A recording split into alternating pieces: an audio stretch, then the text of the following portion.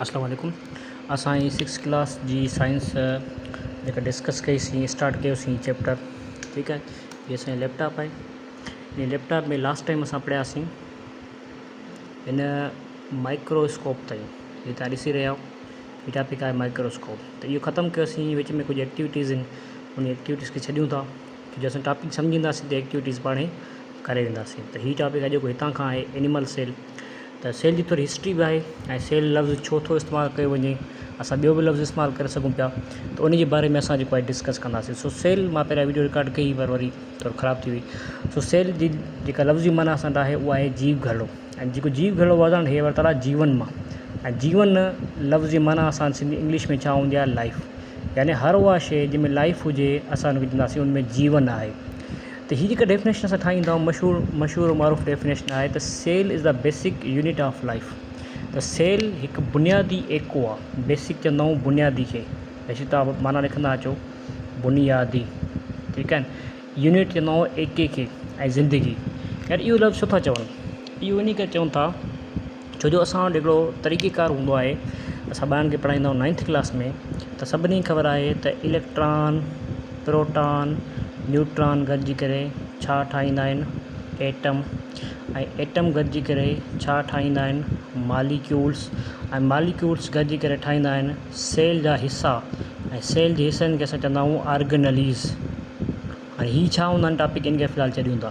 यानी सेल जा जेके बि हिसा आहिनि अॼु असां पढ़ंदासीं अंदरि, जीअं असांजे बॉडी में असांजा हिसा मौजूदु आहिनि जेके असां आर्गन चवंदा आहियूं, त सेल जे हिसनि खे असां ऑर्गेनलीज़ चवंदा आहियूं। ऐं ऑर्गेनलीज़ गॾिजी करे असां फाइनली छा ठाहींदा आहिनि, सेल। हाणे ॾिसो, हे बि हिकिड़ो एको आहे। एको माना ॾाको स्टेप। हीअ बि एको आहे, हीअ बि एको आहे, हीअ बि एको आहे। पर इन्हनि मां कंहिं में बि तव्हांखे लाइफ न मिलंदी। लाइफ जे बारे में मशहूरु एमसीक्यूज़ आहे त लाइफ बिगिन्स, लाइफ जेका स्टार्ट थिए थी, बिगिन्स यानी स्टार्ट थिए थी, उहा स्टार्ट थिए थी at the level of sale.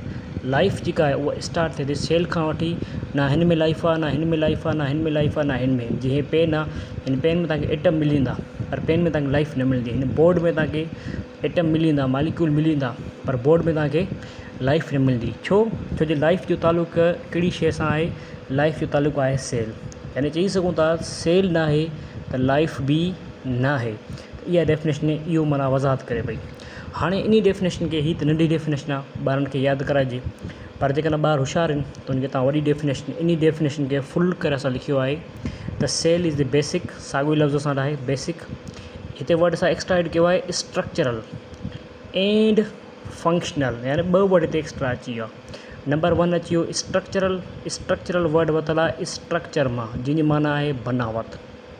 जंहिंजी माना छा आहे, बनावट। यानी का बि शइ तव्हां पंहिंजे इर्द गिर्द ॾिसो, तव्हां पंहिंजे पाण खे बि ॾिसो, तव्हांजी जेका बनावट आहे न, जीअं मुंहिंजो हथु आहे, मुंहिंजा नंहं आहिनि, मुंहिंजी स्किन आहे, इहा हिकिड़ी इन जी जेका बि बनावट आहे न, उहा कंहिंजी ठहियलु आहे, सेल जी। यानी मां हिते तव्हांजे अॻियां जेकॾहिं ॾिसां, हिकिड़ो लेट से असांजो प्लांट आहे, हे हिकिड़ो प्लांट आहे, ठीकु आहे।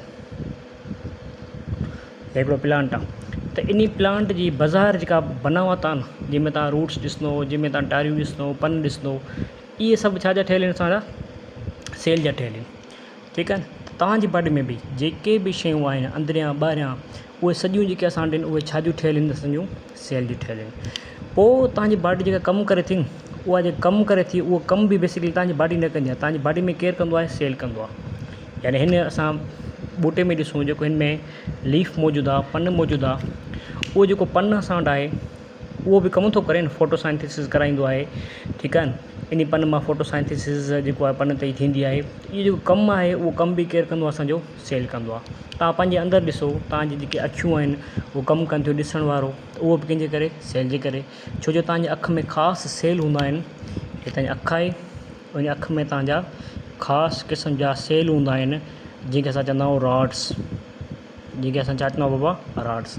हाणे रॉड्स छा कंदा आहिनि, जेको कुझु तव्हां राति जो ॾिसंदा आहियो, राति जो यानी ऊंदाही में, त ऊंदाही में इंसानु ॾिसंदो त कोन्हे, जस्ट मूवमेंट महसूसु कंदो आहे। जीअं का शइ हेॾां वेंदी, हेॾां वेंदी, तव्हां महसूसु कंदो का शइ चुरे थी। इहा जेको चुरपुर आहे उहो तव्हांखे केरु महसूसु कराईंदो आहे, रॉड्स। फॉर एग्ज़ाम्पल, जेकॾहिं ख़ुदा न ख़ासिता कंहिंजा रॉड्स ख़राबु थी पवनि, त उहो शख़्स छा कंदो, उहो ॾींहं जो ॾिसंदो पर राति जो कोन ॾिसंदो। यानी हुनजो जेको फंक्शन ख़राबु थियो आहे, उहो राति वारो फंक्शन ख़राबु थियो आहे। फंक्शन लफ़्ज़ जी माना आहे कमु। त उनजो कहिड़ो फंक्शन ख़राबु थियो आहे, राति वारो फंक्शन, राति जो चुरपुर वारो। छो ख़राबु थियो आहे? छो जो हुन अंदरि छा ख़राबु थी पिया आहिनि, रॉड्स ख़राबु थी पिया आहिनि। उन करे उहे जानवर जिन्हनि में रॉड्स घटि हूंदा आहिनि, ठीकु आहे, जीअं तव्हां ॾिठो हूंदो चिबरो वग़ैरह, त उहे राति जो ॾिसी कोन सघंदा आहिनि। छो जो सॉरी ॿियो हिकिड़ो टॉपिक आहे, रॉड्स न पर टॉपिक आहे असां वटि कोन्स। कोन्स वरी छा हूंदा आहिनि, सेल में ॿिया सेल, अखि में ॿिया सेल हूंदा आहिनि जेके वरी ॾींहं जो कमु ईंदा आहिनि। यानी रॉड्स राति जो ऐं कोन्स असां वटि वरी कंहिं में ॾींहं जो। जेकॾहिं कंहिं शख़्स जा हे ख़राबु थी पवनि त उहो ॾींहं जो कोन ॾिसंदो, जेकॾहिं हे ख़राबु थी पवनि त उहो छा कंदो, राति जो कोन ॾिसंदो। त उन करे तव्हां ॾिठो हूंदो चिबरो जेको आहे उहो छा आहे, उहो ॾींहं जो घटि ॾिसंदो आहे, ठीकु आहे। ॾींहं जो इन करे घटि ॾिसंदो आहे त उन्हनि में या चिबरो थो, ॿियो हिकिड़ो पखी थो जंहिंखे असां बेट चमड़ो चवंदा आहियूं। हीअ मां तव्हांखे होमवर्क ॾियां थो त इन्हनि में कहिड़े क़िस्म जा सेल्स कमु कंदा आहिनि, रॉड्स कमु कंदा आहिनि या कोन्स कमु कंदा आहिनि। छो जो अॼु मां तव्हांखे सॼो लेक्चर ॾियां थो, एतिरो तव्हां ते थींदो, तव्हां हिन टॉपिक खे पाण थोरो सर्च करे वञिजो। इहो 9th क्लास बल्कि 10th क्लास बायोलॉजी में लिखियलु थो, उन में तव्हांखे टॉपिक मिली वेंदो। हिंट तौरु ॾियां थो, कमु अॼु सम्झायां थो, तव्हां इनशाला हे टॉपिक जेको आहे सर्च करे वेंदो, ठीकु आहे। मशहूरु हिकिड़ी कहाणी थो त जेको असां वटि आहे, ॾींहं जे टाइम ते बाज़ या जेके कांव आहिनि उहे चमड़े खे मारे वेंदा आहिनि, चिबरे खे, चिबरे जी जेको आहे सो बचनि खे खाई वेंदा आहिनि, चिबरो राति जो परांद कंदो आहे। इहा वॾी कहाणी आहे बायोलॉजी में हिकिड़ी। उहो तव्हां टॉपिक खे जॾहिं रॉड्स ऐं कोन्स खे सम्झंदो न त पोइ तव्हांखे सम्झ में अची वेंदो। फ़िलहालु एतिरो तव्हां नोट कयो त रॉड्स राति जो तव्हांखे ॾिसण में कमु ईंदा आहिनि ऐं कोन्स तव्हांखे ॾींहं जो ॾिसण में कमु ईंदा आहिनि। त चऊं पिया त जेकॾहिं हिननि मां जेका बि शइ ख़राबु थी पवंदी त उहो कमु ख़राबु थी पवंदो। कमु छो ख़राबु थी पियो आहे? छो जो तव्हांजा हे सेल ख़राबु थी पिया आहिनि। जंहिंमां नतीजो छा निकितो, हिते वर्ड आहे तव्हांजी किताब में कंक्लूजन, कंक्लूजन चवंदा आहियूं नतीजे खे। त हिन सॼी बहस जो नतीजो छा निकितो त all living things are made, सभई शयूं जेके लिविंग्स आहिनि, लिविंग थिंग्स आहिनि, उहे ठहियलु हूंदियूं आहिनि छाजूं, सेल जूं। जेके बि शयूं आहिनि, हाणे तव्हां लिविंग थिंग्स में नंढियूं शयूं बि अची वियूं जीअं बैक्टीरिया। त बैक्टीरिया बि तव्हांजो जेको आहे उहो सेल जो ठहियलु आहे, बल्कि बैक्टीरिया में त हूंदो ई हिकिड़ो सेल आहे, ठीकु आहे। त अहिड़े हिसाब सां ॿूटा ॾिसो, जानवर ॾिसो, इंसान ॾिसो, इहे तव्हांजे जेके बि लिविंग थिंग्स आहिनि उहे सभु असांजूं छाजूं ठहियलु आहिनि बाबा, उहे सभु छाजूं ठहियलु आहिनि, सेल जूं। त सेल एतिरो नंढो आहे जो जेकॾहिं हिते मां टिपको पायां, हे टिपको आहे हिकिड़ो, इन टिपके में बि इलाही सारा सेल अची वेंदा आहिनि नंढे टिपके में। त पोइ एतिरी नंढी शइ खे असां कीअं ॾिठोसीं? त हिकिड़ो साइंटिस्ट हुयो, MCQ जे लिहाज़ खां इम्पोर्टेंट, जो नालो आहे गैलीलियो, जी 1610 में फस्ट माइक्रोस्कोप ठाही। इहो ज़हन में हुजो त गैलीलियो 1610 में छा ठाही, माइक्रो, पोइ असां पढ़ियासीं स्कोप हिन ठाही।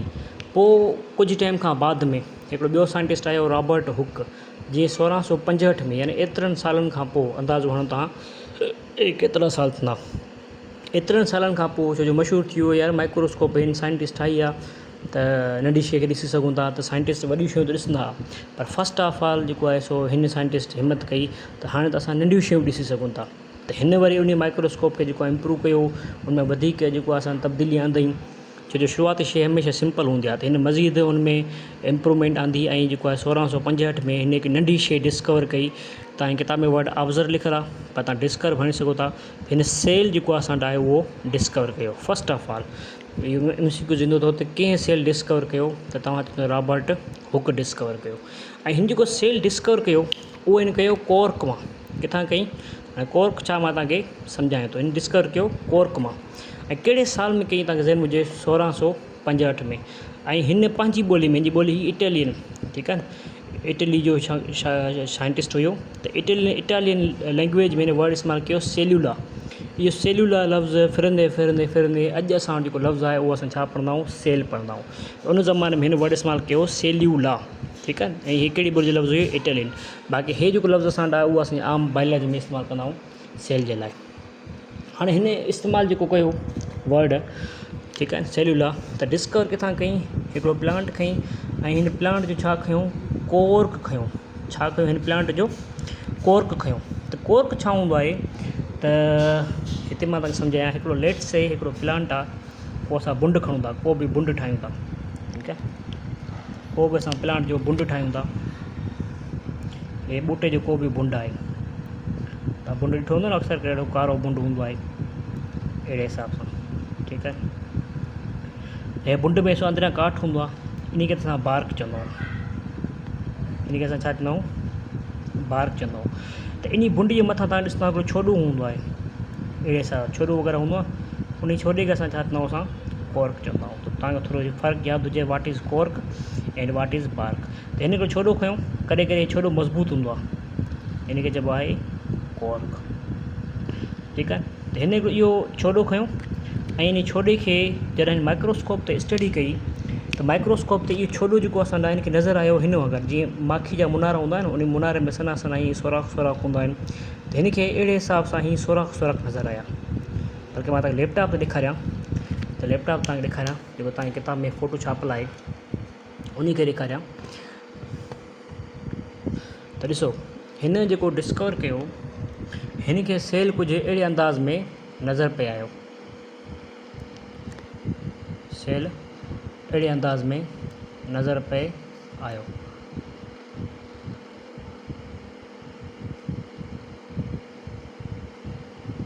चालियो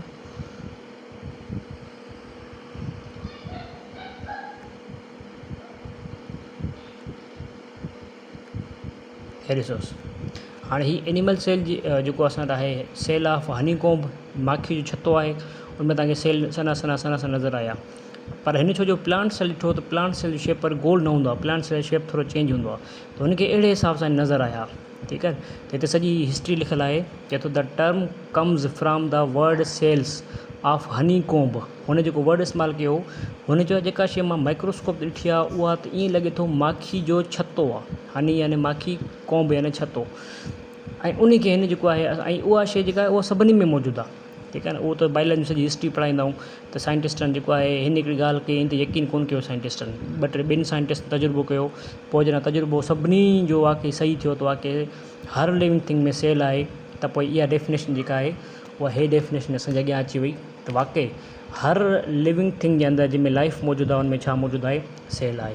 हिते हिकिड़ो वॾो क्वेश्चन ईंदो आहे जेको आहे अबाउट वायरसिस, ठीकु आहे बाबा, हिते तव्हांखे ॿुधाए छॾियां, हिकिड़ो वॾो क्वेश्चन ईंदो आहे जेको वायरसिस जे बारे में आहे। तव्हांखे ख़बर आहे त वायरस में सेल नाहे हूंदो, जेके वायरसिस असां ॾिन उन में सेल नाहे हूंदो, वायरसिस में देयर इज़ नो सेल इन वायरसिस, वायरसिस में सेल नाहे हूंदो। बार बार इहा शइ रिपीट थो कयां त वायरसिस में सेल नाहे हूंदो। पोइ वायरस किथे आहे, यादि रहे सपोज़ हिन तरफ़ असां जूं शयूं आहिनि नॉन लिविंग यानी बेजान, ऐं हिन तरफ़ असांजो आहिनि लिविंग। त वायरस जे बारे में ईअं चइबो आहे त वायरस विच ते मौजूदु आहे, न लिविंग वारी कैटेगरी में आहे न नॉन लिविंग जी कैटेगरी में आहे, ठीकु आहे न। त उन करे कुझु ख़ासियतूं वायरस जूं अहिड़ियूं आहिनि जेके वायरस खे लिविंग सॾाईंदियूं आहिनि, कुझु ख़ासियतूं वायरस जूं अहिड़ियूं आहिनि जेके वायरस खे नॉन लिविंग सॾाईंदियूं आहिनि। त हाणे इहा शइ थी हुई जहिड़े वारी, हाणे वायरस खे छा कजे, कहिड़ी कैटेगरी में रखिजे। पोइ साइंटिस्ट चवंदा आहिनि त वायरस जी डेफिनेशन इहा ई आहे त वायरस विच वारी लेवल ते आहिनि। मिसाल जे तौर ते केरु तव्हांखे चए कहिड़ियूं ख़ासियतूं लिविंग वारियूं आहिनि, त तव्हां चवंदो वायरस मां 2-3 वायरस ॿिया पैदा थींदा आहिनि, यानी हिकु वायरस मां ॿियो वायरस पैदा थिए, इहा त लिविंग थिंग जी ख़ासियत आहे न। यानी पेन मां कॾहिं पेनड़ी पैदा कोन थींदी, छो जो पेन नॉन लिविंग आहे, पर वायरस मां ॿियो वायरस ठहंदो आहे, कंहिं शइ मां ॿी शइ ठहणु उहा शइ लिविंग जी ख़ासियत आहे। त इहा ख़ासियत वायरस जी छा आहे, लिविंग वारी। नॉन लिविंग वारी ख़ासियत कहिड़ी आहे त वायरस में सेल कोन्हे, वायरस में छा कोन्हे, सेल जेको आहे तव्हां चई सघो था नो सेल, वायरस में सेल न आहे। असां हींअर पढ़ी विया आहियूं त जेका बि शइ लाइफ लिविंग थी आहे जंहिंमें लाइफ मौजूदु हूंदी आहे त उन में सेल हूंदो आहे, पर वायरस में त सेल ई कोन्हे। त उन खे चई सघूं था त वायरस जेके आहिनि उहे असां वटि living and non living thing जे विच वारी कैटेगरी में आहिनि, ठीकु आहे। अॼु तव्हांजो इहो कॉन्सेप्ट बि उन्हनि माण्हुनि जे लाइ जेके वरी जॉब जी तयारी था कनि, जेके लेक्चर खे ॿुधनि था, ठीकु आहे। बाक़ी ॿारनि खे तव्हां एतिरियूं शयूं नथा पढ़ाए सघो, पढ़ायो त सुठी ॻाल्हि आहे। हाणे चयोसि था त बार बार असां चवंदा cell cell cell cell, cell आख़िर आहे छा, सेल कहिड़ी शइ खे चवंदा आहियूं। हिते मां लिखां थो तव्हांखे एक्सप्लेन कयां थो सेल छा हूंदो आहे। त ऐं किताब तव्हांजे में कुझु टॉपिक्स लिखियल आहिनि, अॼु असां हुनखे लिखियो बि आहे।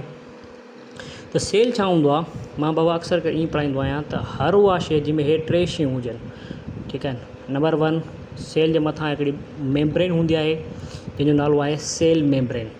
इन जो टॉपिक असां किथे लिखियो आहे, हिते लिखियो आहे सेल मेम्ब्रेन। त हर सेल जे मथां छा मौजूदु हूंदी आहे, सेल मेम्ब्रेन। त नंबर पहिरियों, पोइ इन सेल मेम्ब्रेन जे अंदरि विच ते हिते हिकिड़ो ॿियो पार्ट हूंदो आहे जेको सॼे सेल खे कंट्रोल कंदो आहे, जस्ट लाइक आवर ब्रेन। ऐं इनमें 2 पटियूं हूंदियूं आहिनि, ॾिसो मां 2 ठाहियूं आहिनि, ठीकु आहे। इन अंदरि कुझु सोराख हूंदा आहिनि, इन खे चवंदा आहियूं असां न्यूक्लियस।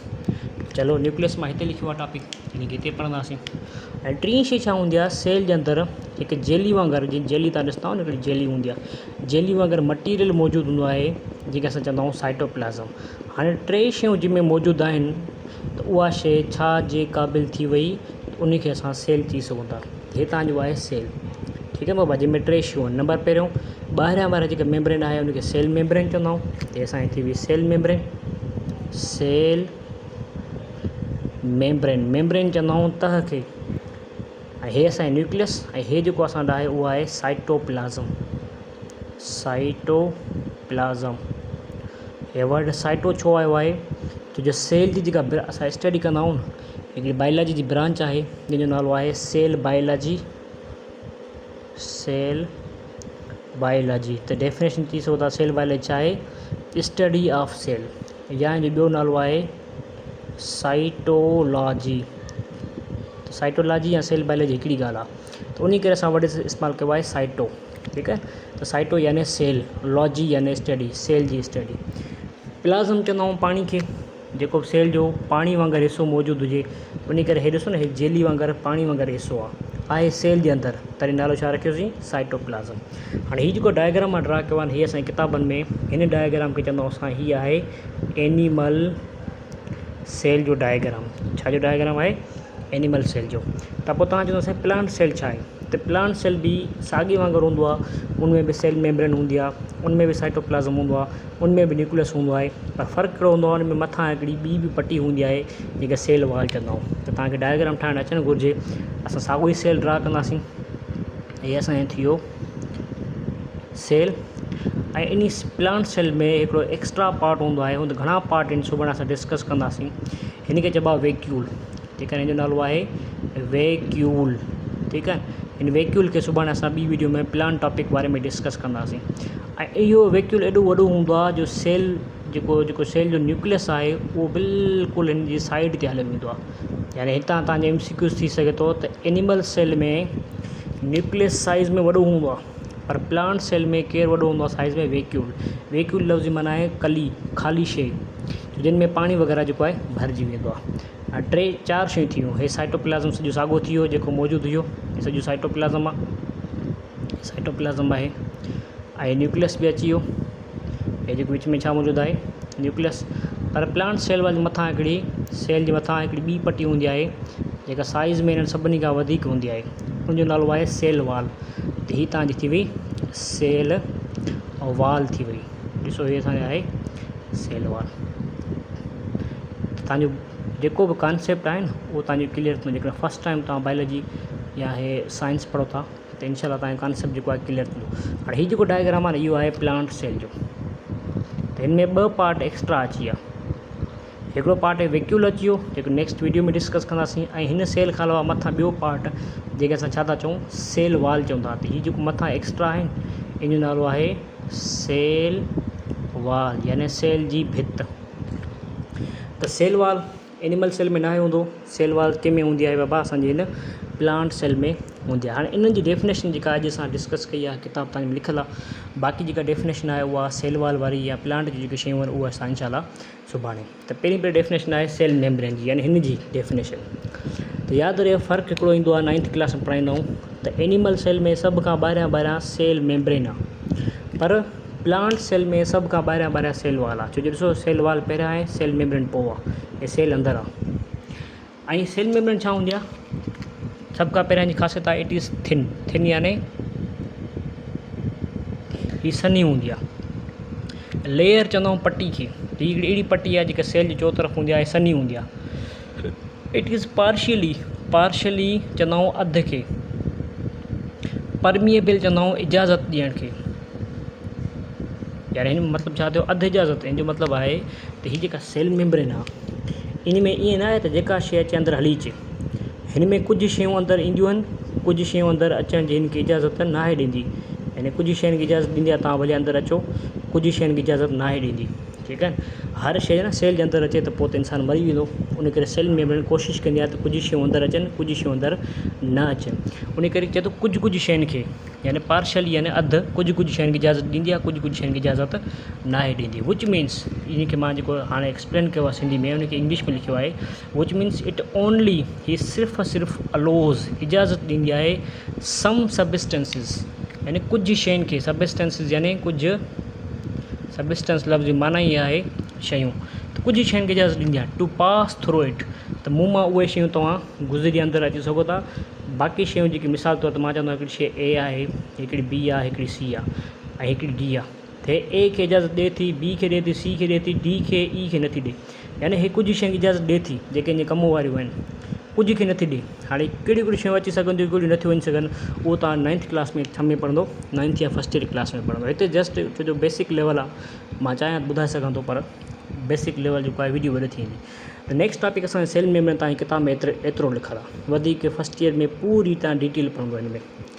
पोइ आहे साइटोप्लाज़म। असां हिते लिखियो आहे त हीउ साइटोप्लाज़म सेल जे अंदरि मौजूदु आहे। त उन जी डिटेल मां हिते लिखी आहे। जीअं असांजी टॉपिक आहे साइटोप्लाज़म। त साइटोप्लाज़म छा आहे, त पहिरीं डेफिनेशन ईंदी आहे, it is a jelly like, jelly यानी जेका कीअं हूंदी आहे, जेल हुजे। ठीकु आहे, यानी ईअं न आहे त बिल्कुलु असां ईअं आम पाणी जेको पीअंदा आहियूं एतिरो सनो हुजे, न हे थोरो जेली वांगुरु आहे। ठीकु आहे, थोरो विस्कस आहे, घाटो आहे। सबस्टेंस सां हींअर पढ़ियो आहे त अहिड़ी शइ जेका छा हुजे, जेली वांगुरु हुजे। विच फिल्स ऑफ द सेल, ऐं सॼी सेल खे भरे वेठी हूंदी आहे। फिल लफ़्ज़ माना छा आहे, भरे छॾणु। इट कंटेंस लफ़्ज़ जी माना आहे इन में मौजूदु। इट कंटेन्स मैनी केमिकल्स, इन में काफ़ी शयूं जेके केमिकल्स ठहियल आहिनि इन में मौजूदु आहिनि। जीअं प्रोटीन्स थी वियो, कार्बोहाइड्रेट, लिपिड्स, चर्बी वारियूं शयूं, इहे सभु केमिकल्स आहिनि। इवन पाणी थी वियो, पाणी बि इन में मौजूदु आहे। पोइ ज़ाहिर ॻाल्हि आहे सॼे सेल में ज़्यादातर सेल सॼो भरियल हिन सां आहे। उन करे सेल जे अंदरि जेके बि कमकार थींदा आहिनि, केमिकल रिएक्शन्स यानी जेके बि रिएक्शन छा खे चइबो आहे, बाबा का बि शइ ठहे, कंहिं बि शइ जो ठहणु या कंहिं बि शइ जो रहणु, उनखे छा चइबो आहे, असां केमिस्ट्री में उनखे चवंदा आहियूं रिएक्शन। ठीकु आहे न। हिकिड़ा रिएक्शन हूंदा आहिनि फिज़िकल यानी तव्हां हथरादू करे सघो। जीअं हिन पेन खे मां हिते वञा थो, त हिकिड़ो फिज़िकल रिएक्शन आहे, यानी टुटी पई, त हिकिड़ो कहिड़ो रिएक्शन आहे, फिज़िकल रिएक्शन आहे। पर तव्हांखे ख़बर आहे जॾहिं H, ठीकु आहे न, ऐं O मिलंदो आहे यानी H2O, त छा ठहंदो आहे असांजो H2O। त हीअ तव्हां अखियुनि सां कोन ॾिसंदो, भई ओयो हाइड्रोजन ओयो ऑक्सीजन मिली करे वाटर ठाहिनि था। त अहिड़ो रिएक्शन जेको तव्हां ॾिसी न सघो, ठीकु आहे न, उहो पंहिंजे ॾिठे थिए, उनखे असां केमिकल रिएक्शन चवंदा आहियूं। त केतिरा ई केमिकल रिएक्शन्स असांजे सेल जे अंदरि हिन साइटोप्लाज़म में थींदा आहिनि, केतिरा ई, यानी ॿिए हंधि बि थी सघनि था, पर मशहूरु MCQ त ज़्यादातर जेके असां वटि केमिकल रिएक्शन्स आहिनि उहे किथे थींदा आहिनि, असांजे हिन साइटोप्लाज़म में। ठीकु आहे न। उहो 1st ईयर में असां पढ़ंदा आहियूं। जीअं असां वटि मशहूरु रिएक्शन आहे हिकिड़ो, जेके असां चवंदा आहियूं त भई हिन जे अंदरि जेको आहे मुकमल तौर ते ग्लूकोस वग़ैरह खे थोरो घणे लेवल ते भञियो वेंदो आहे। हिते असां वटि प्रोटीन्स वग़ैरह जमू कया वेंदा आहिनि, प्रोटीन्स अमाइनो एसिड प्रोटीन वग़ैरह जेको आहे असां ठाहिणो पवंदो आहे। त काफ़ी अहिड़ी क़िस्म जी शयूं असां वटि मशहूरु हिकिड़ो रिएक्शन आहे जेको हिन में थींदो आहे, जंहिंजो नालो आहे ग्लाइकोलाइसिस, यानी ग्लूकोस खे टोड़णु। हाणे हीअ जेको आहे तव्हां भले ॿारनि खे न पढ़ाइजो, हीअ सिर्फ़ु उहे ॿार जेके माना पंहिंजी जॉब वग़ैरह जी तयारी था कनि उन्हनि जे लाइ। त ग्लाइकोलाइसिस मशहूरु सुवालु थियो, तॾहिं मां लिखायो आहे, मां ॾिठो आहे किथे टेस्ट में। त सुवालु ईंदो आहे त ग्लाइकोलाइसिस किथे थींदी आहे, न्यूक्लियस जे अंदरि थींदी आहे या साइटोप्लाज़म में। त तव्हां चवंदो साइटोप्लाज़म में थींदी आहे। हाणे 2 पार्ट थी विया, सेल मेम्ब्रेन थी वई, असांजो साइटोप्लाज़म। हाणे रहियो न्यूक्लियस। त न्यूक्लियस ज़्यादातर एनिमल सेल में विचित आहे। ॾिसो मां सफ़ा विचित न ठाहियो आहे, पर ज़्यादातर विचित आहे, छो जो पियो तरंदो आहे। अच्छा, साइटोप्लाज़म जे बारे में ॻाल्हि यादि रखिजो त साइटोप्लाज़म हितां खां थोरो घाटो हूंदो आहे, यानी ॿाहिरी पटी खां हितां खां साइटोप्लाज़म छा हूंदो आहे, हितां खां थोरो घाटो हूंदो आहे। ठीकु आहे, छो जो हिते सेल मेम्ब्रेन तरंदी आहे। जेकॾहिं घाटो न हुजे न, हीअ सेल पिंच थींदी ऐं ॾोड़ो थींदी, पासीरो थींदी। उन करे सेल हितां खां जेको आहे न, सेल साइटोप्लाज़म घाटो हूंदो आहे, जीअं सेल में वञे मथां ई तरंदी आहे, त जीअं उहा बीह सघे। ठीकु आहे, छिडरो हुजे आहे पाणी वग़ैरह, त हे सफ़ा अंदरि हली अचे आहे। इहो बि सुवालु करे ईंदो आहे त पासनि खां साइटोप्लाज़म घाटो हूंदो आहे, अंदरि खां छा हूंदो आहे, छिडरो हूंदो आहे। ठीकु आहे, हाणे अचूं था न्यूक्लियस ते। त nucleus is called the brain of cell. हीअ सेल जो ब्रेन आहे, यानी दिमाग़ आहे। बिकाज़ चवंदा आहियूं छाकाणि त इट कंट्रोल्स, हीअ कंट्रोल कंदो आहे, पंहिंजे वस में रखंदो आहे ऑल द केमिकल रिएक्शन्स हींअर पढ़ियो आहे त केमिकल रिएक्शन साइटोप्लाज़म में ज़्यादातर थींदा आहिनि। उन्हनि साइटोप्लाज़म खे हुकुम केरु ॾींदो आहे, ही न्यूक्लियस ॾींदो आहे। ठीकु आहे। इट कंटेन्स क्रोमोज़ोम ऐं न्यूक्लियस जे अंदरि हिकु ॿियो पार्ट आहे जेके असां चवंदा आहियूं क्रोमोज़ोम। हाणे क्रोमोज़ोम हेठि टॉपिक आहे, उनखे असां डिस्कस कयूं था। फ़िलहालु इहो सम्झो त क्रोमोज़ोम किथे मौजूदु हूंदा आहिनि, क्रोमोज़ोम हिन न्यूक्लियस जे अंदरि हूंदा आहिनि। हाणे हिते वॾो हिकिड़ो सुवालु आहे, बल्कि तव्हां बहस बि करे सघो था, साईं कुझु सेलनि में न्यूक्लियस नाहे हूंदो त उन्हनि खे कंट्रोल केरु कंदो आहे? त भई मसइलो इहो आहे, न्यूक्लियस जे अंदरि मौजूदु आहे, हींअर असां पढ़ंदासीं क्रोमोज़ोम छाजो ठहियलु हूंदो आहे? DNA जो, DNA तव्हां ॿुधो आहे, ऐं DNA ठहियलु हूंदो आहे जीन जो। ठीकु आहे, जीन वर्ड बि तव्हां ॿुधो हूंदो। त बेसिकली हिन न्यूक्लियस जी हैसियत इन करे आहे छो जो न्यूक्लियस में क्रोमोज़ोम आहे। क्रोमोज़ोम छाजो ठहियलु आहे? DNA जो, ऐं DNA छाजो ठहियलु आहे? जीन जो। ऐं हीउ जीन जेको आहे न, हीउ जीन सॼी ख़ासियतुनि खे कंट्रोल केरु कंदो आहे? हीउ जीन कंदो आहे। यानी कहिड़ी शइ असांजी बॉडी में ठहणी आहे, केरु सोचींदो, केरु तय कंदो? जीन। कहिड़ी शइ असांजे अंदरि कमु कहिड़ो कंदी, उन खे तय केरु कंदो? जीन कंदो।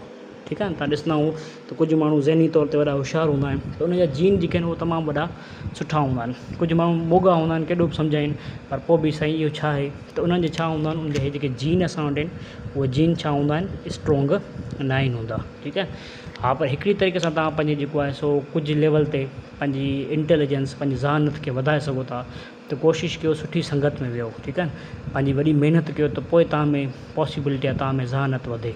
अदरवाइज़ असांजे अंदरि जेके बि शयूं ठहनि थियूं, जेके बि कमु थियनि था, उन्हनि खे कंट्रोल केरु कंदो आहे? जीन कंदो आहे। हाणे इहे जीन खे जेकर रिवर्स कयूं, जीन गॾिजी करे DNA गॾिजी करे क्रोमोज़ोम, ऐं क्रोमोज़ोम कंहिं में मौजूदु आहे? न्यूक्लियस में। त उन करे न्यूक्लियस जी वॾी अहमियत आहे। ठीकु आहे। न्यूक्लियस लफ़्ज़ जी माना आहे मर्कज़। तव्हां ख़बर आहे कंहिं बि इदारे में मर्कज़ चवंदा आहियूं सेंटर खे, जिते अहम कमु थींदा आहिनि उनखे असां मर्कज़ चवंदा आहियूं। ठीकु आहे। त हिते बि अहम कमु थियनि था, हर शइ जे बारे में जेका बि मथां खां हुकुम अचे थो, किथां थो अचे? हिन न्यूक्लियस मां थो अचे। छो जो न्यूक्लियस में छा मौजूदु आहे? हींअर असां पढ़ी आहियूं, जीन मौजूदु आहिनि। हाणे क्रोमोज़ोम छा आहे? थोरो क्रोमोज़ोम खे ॾिसूं, जेके किताब में डेफिनेशन लिखियलु आहे, घटि में घटि उन खे कवर कयूं। आइडिया त अची वियो आहे त क्रोमोज़ोम जेके असां वटि आहिनि उहे छाजा ठहियलु हूंदा आहिनि? DNA जा, ऐं DNA छाजा ठहियलु हूंदा आहिनि? जीन जा। त क्रोमोज़ोम छा आहे? त क्रोमोज़ोम असां वटि छा हूंदो आहे? त आमतौर ते तव्हां क्रोमोज़ोम ॾिठा हूंदा किताबनि में, फिल्मुनि में। ठीकु आहे। अहिड़े अंदाज़ में हिकिड़ो स्ट्रक्चर ठहियलु हूंदो आहे। ठीकु आहे। इन खे असां चवंदा आहियूं क्रोमोज़ोम। ठीकु आहे। हे क्रोमोज़ोम, इन क्रोमोज़ोम जे अंदरि हिते असांजो छा मौजूदु हूंदो आहे? हिते असांजो मौजूदु हूंदो आहे DNA। ऐं DNA को वेड़ियल हूंदो आहे, त हे असांजो आहे क्रोमोज़ोम। ठीकु आहे। इन क्रोमोज़ोम खे ओपन कयूं, बेसिकली 2 क्रोमोज़ोम हूंदा आहिनि, हिकिड़ो फादर जी तरफ़ां ईंदो आहे, ऐं ॿियो किथां ईंदो आहे? असांजी मदर जे तरफ़ां ईंदो आहे। ठीकु आहे। इन खे जेकर हिते असां ॾिसूं, हिकिड़ो किथां ईंदो आहे? फादर जी तरफ़ां, हिकिड़ो किथां ईंदो आहे? असांजे मदर जे तरफ़ां। त जीअं हे विड़ियल आहे, ईअं हे बि असांजो छा हूंदो आहे? हितां खां ई विड़ियल हूंदो आहे। त इन में हे जेको धाॻो हूंदो आहे, हीउ धाॻो बेसिकली DNA हूंदो आहे। हीउ धाॻो असांजो छा हूंदो आहे? तव्हां ॾिठो हूंदो DNA सॼी उमिरि। हीउ धाॻो जेको असांजो आहे उहो असांजो छा आहे बाबा? हीउ हिकिड़ो DNA आहे। त हाणे ऐं थोरो सुठी तरह ठाहियूं, हीअ असांजो छा आहे बाबा? हीअ असांजो DNA। त हीउ जेको DNA आहे इहो हर कंहिंजो चेंज आहे, तव्हांजो चेंज आहे, मुंहिंजो चेंज आहे। ठीकु आहे। उन खे वॾनि मुल्कनि में जरा क़त्लु थींदो आहे, का अहिड़ी शइ थींदी आहे खून वग़ैरह, त उन शख़्स जो DNA चेक कंदा त भई हे खून हिन कयो आहे।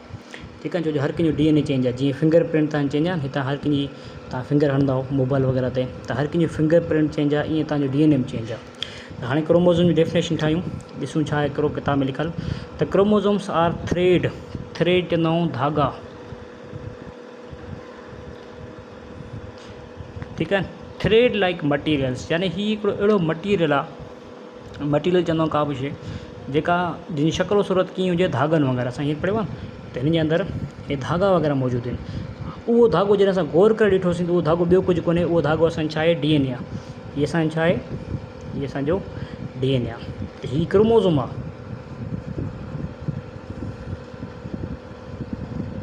हीअ असांजो छा आहे? क्रोमोज़ोम आहे। ऐं इन जे अंदरि जेको धागो मौजूदु आहे उहो छा आहे? DNA।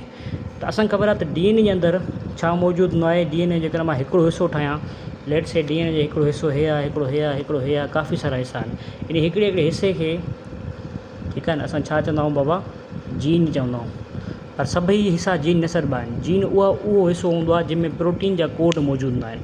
मिसाल तौरु मां चवां थो हिन हिसे में प्रोटीन जो कोड मौजूदु आहे, त हीउ हिसो छा सॾिबो, जीन। हिन हिसे में चवां थो प्रोटीन जो कोड न आहे, त तव्हां चवंदो हीउ नॉन जीन पार्ट आहे, यानी हिन में जीन न आहे, ठीकु आहे न। DNA जो हिसो त आहे पर जीन न आहे। त जीन जी ख़ासियत इहा आहे त जीन असांजे अंदरि प्रोटीन ठाहिण जा जेके असांजा कोड वग़ैरह इन में मौजूदु हूंदा आहिनि। त वापसि अचूं था, क्रोमोज़ोम छा आहे, त क्रोमोज़ोम हिकिड़ो धागे नुमा मटीरियल आहे। ऐं क्रोमोज़ोम किथां ईंदा आहिनि असांखे ख़बर आहे, त दे आर पास्ट, उहे गुज़रंदा आहिनि किथां खां, from parents to offspring. यानी असांखे जेके DNA मिला, असांखे जेके क्रोमोज़ोम मिलिया, उहे किथां मिलिया, पेरेंट्स मां मिलिया आहिनि। यानी हिकिड़ो तव्हांखे पेरेंट में छा मौजूदु हूंदो, हिकिड़ो तव्हांजो फादर ऐं हिकिड़ी तव्हांजी मदर। जॾहिं उहे पाण में मिलंदा आहिनि, उन्हनि जा सेल मिलंदा आहिनि, त हिकिड़े मां तव्हांखे चवां हिकिड़ो क्रोमोज़ोम तव्हांखे किथां ईंदो आहे, मिसाल तौर ते मदर जे तरफ़ां, ॿियो क्रोमोज़ोम किथां ईंदो आहे, तव्हांजे फादर जे तरफ़ां, ठीकु आहे बाबा।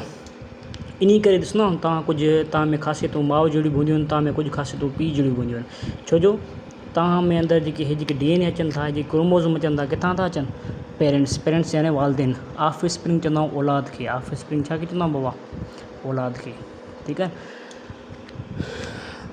क्रोमोज़ोम कमु करिणो आहे, दे स्टोर केमिकल इंस्ट्रक्शंस, उन में हिदायतूं मौजूदु हूंदियूं आहिनि। इंस्ट्रक्शन छा खे चवंदा असां, हिदायतूं, ठीकु आहे, यानी हुकुम। दे स्टोर, इन्हनि में उहे हिदायतूं मौजूदु हूंदियूं आहिनि, नीडेड, जिन जी ज़रूरत पवंदी आहे, टू बिल्ड द सेल। यानी असांखे इहो DNA हुकुम ॾींदो आहे, भई हाणे हिकिड़े हंधि धकु लॻो आहे, लेट्स से तव्हांजी बॉडी जो को हिसो आहे, हिते धकु लॻो आहे, हिते तव्हांजा सेल मरी विया, ठीकु आहे, हिते तव्हांजा सेल मरी विया। हाणे हिते नवां सेल अचनि, त नवनि सेलनि जे लाइ हुकुम केरु ॾींदो, हिते आसपास जेके सेल मौजूदु हूंदा, ठीकु आहे। इन जो न्यूक्लियस जेको आहे, उनजे अंदरि जेको क्रोमोज़ोम आहे, क्रोमोज़ोम जे अंदरि ख़ासि तौर ते कहिड़ी शइ बाबा, DNA, ऐं DNA जे अंदरि ख़ासि तौर ते कहिड़ी, जीन। त इहे जीन हुकुम ॾींदा, भई हाणे हिते धकु लॻो आहे, हिते सेल मरी विया। हाणे तव्हां हिते खॾो थी वियो आहे, तव्हां वञो हिते डिवाइड थियो, 1 मां 2 सेल ठहंदा, 2 मां 4 ठहंदा, 4 मां 8, 15, उहे सेल अची करे हिते छा कंदा, हिते जमो थींदा वेंदा, ऐं उहा जेको धकु लॻो हुयो, उहो आस्ते आस्ते कुझु टाइम खां पोइ छा थींदो, सही थी वेंदो। त इन्हनि में इहा हिकिड़ी इहे हिदायतूं, इहे शयूं मौजूदु हूंदियूं आहिनि, त जीअं सेल खे ठाहिणु घुरिजे जॾहिं ज़रूरत पवे, एंड कंट्रोल्स इट्स फंक्शन। ऐं पोइ जॾहिं उहो सेल ठही वञे, उनजो फंक्शन बि कंट्रोल केरु कंदो आहे, उहो बाद में केरु कंट्रोल कंदो आहे, जीन। जेका शइ पहिरें ॾींहं ते हिते शुरूआति में डिस्कस कयोसीं, त हीउ जेको असांजो सेल आहे, हीउ जेको सेल असांजो आहे, इन जे अंदरि जेके बि शयूं असां वटि आहिनि, भली स्ट्रक्चर हुजे, भली उहो फंक्शन हुजे, इन्हनि खे कंट्रोल केरु कंदो आहे, सेल। यानी सेल जो कहिड़ो हिसो, सफ़ा पोइ हिते वञूं त सेल जो कहिड़ो हिसो, सेल जो असांजो न्यूक्लियस, ऐं न्यूक्लियस में कहिड़ो हिसो, तव्हां चवंदो न्यूक्लियस जे कहिड़ो हिसो अंदरि, क्रोमोज़ोम। छो जो क्रोमोज़ोम जे अंदरि छा मौजूदु आहे, DNA जे अंदरि छा मौजूदु आहे, जीन। त इहे सभु शयूं, किथे कहिड़ो सेल ठाहिणो आहे, किथे बिल्ड लफ़्ज़ माना ठाहिणु, कहिड़ो सेल ठाहिणो आहे, किथे उन सेल मां कहिड़ो कमु वठिणो आहे, उहो सॼो तय केरु कंदो, उहो तय कंदो तव्हांजो हे जीन। केरु तय कंदो, जीन तय कंदो। त इहो नंढिड़ो हिकिड़ो टॉपिक आहे, जेके असां वॾी डिटेल सां, छो जो नंढी लेवल आहे, वॾी लेवल ते असां डिस्कस कराईंदा आहियूं 9th मैट्रिक लेवल ते, फस्ट ईयर ते, त ॿारु सम्झी वेंदो आहे। हिते नंढी लेवल वारी खे शयुनि खे थोरो वॾी लेवल ते वठी वञिणो हुयो, ऐं पंहिंजो तक़ाज़ा बि रखिणो हुयो, त ॿारु जेको आहे नंढी लेवल ते सम्झी वञे। उन करे जेकी किताब में डेफिनेशन लिखियलु हुयूं, मां उन्हनि खे डिस्कस कयो आहे। सुभाणे इनशाला असां जेको आहे प्लांट सेल खे मज़ीद जेके में वेक्यूल टॉपिक रहियल आहे, सेल वाल रहियल आहे, ऐं उन खां बाद में क्लोरोप्लास्ट रहियल आहे, इहे टॉपिक जेके रहियल आहिनि, उनखे असां वरी नेक्स्ट वीडियो में डिस्कस कंदासीं। ठीकु आहे बाबा, त असां टॉपिक खे ख़तमु कयोसीं, टॉपिक ख़तमु कयोसीं। त सुभाणे इनशाला हे टॉपिक थी वियो। हाणे नंढिड़ो इहो पोर्शन रहिजी वियो, इनशाला हिनखे वरी नेक्स्ट टाइम डिस्कस कंदासीं। त बाक़ी हे रहियो, हे टॉपिक असांजो सेल वाल आहे, सेल आहे, बल्कि प्लांट सेल आहे, लिखियो पियो आहे प्लांट सेल। जॾहिं को डायग्राम ठाहियो त कोशिशि कयो डायग्राम हेठां हुनजो नालो लिखंदा कयो। मां लास्ट टाइम इहा शइ सम्झाई, ठीकु आहे न, प्रैक्टिकल में तव्हां जेको आहे हेठां लिखंदा कयो। हाणे हे शयूं जेके आहिनि प्लांट सेल में मौजूदु आहिनि, इन्हनि खे असां जेको आहे इनशाला नेक्स्ट टाइम डिस्कस कंदासीं।